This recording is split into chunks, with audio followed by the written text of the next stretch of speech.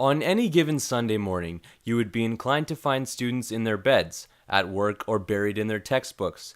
But on March 2nd, 2008, many Canadian students were hard at work at the Vancouver Public Library, working towards an important yet selfless goal. I would like to officially welcome you to the 2008 Youth Darfur Conference. This is a truly unique event, not only because something like this has never been done before in BC history, but because nothing like this has ever been done with youth before that I know of. Conference organizer Toshio Rahman found that forums such as these were lacking in British Columbia, and with the help of Amnesty International and other sponsors, decided to do something about it. When I came here to Vancouver, I found that, that activism and that motivation was there, but I don't think that there was a specific outlet for youth, especially to kind of do something.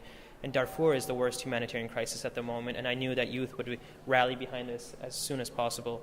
The crisis in Darfur has seen approximately 2 million people displaced from their homes and 450,000 killed due to malnutrition and violent war crimes. Youth at the conference were able to discuss the situation in Darfur from various different perspectives by engaging in thoughtful debate. Darfur for a long, long time has been denied the proper economic, political, and general social development that it needs.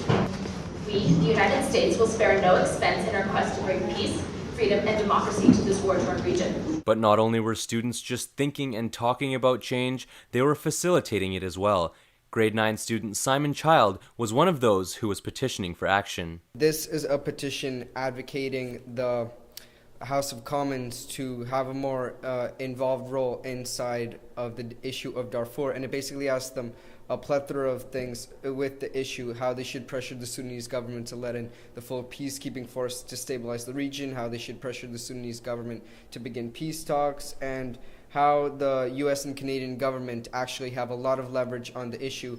Canadian Senator Mobina Jaffer, a guest speaker at the conference and Canadian Special Envoy to Sudan from 2002 to 2006, echoed the sentiments of young Simon Child and urged the Canadian government to do more.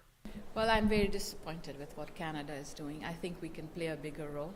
Canada is a very respected country abroad, and I believe that we are throwing away the role that we should be playing. I believe that the Prime Minister should appoint another envoy to represent Canada in this region, and I honestly believe that we have a much bigger role to play than we are playing.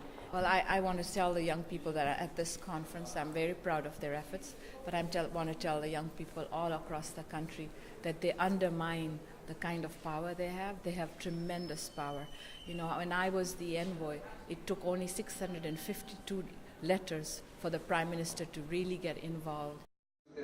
Within a region, well, the African Union hasn't been able to stabilize Sudan. So then really, if it's not for the UNAMID force or the African Union, who will? Over 100 youth participated in the 2008 Youth Darfur Conference here at the Vancouver Public Library in Vancouver, British Columbia. They represented countries from all across the globe and institutions such as NATO, the United Nations, and Amnesty International. The main message coming out of today's conference was that youth have the power to make change, and while change hasn't occurred at a rapid rate internationally, youth like those who attended the conference and those all across the globe believe that the time for change is now. Reporting at the 2008 Youth Darfur Conference, for Know Our World, I'm Shahid Debji.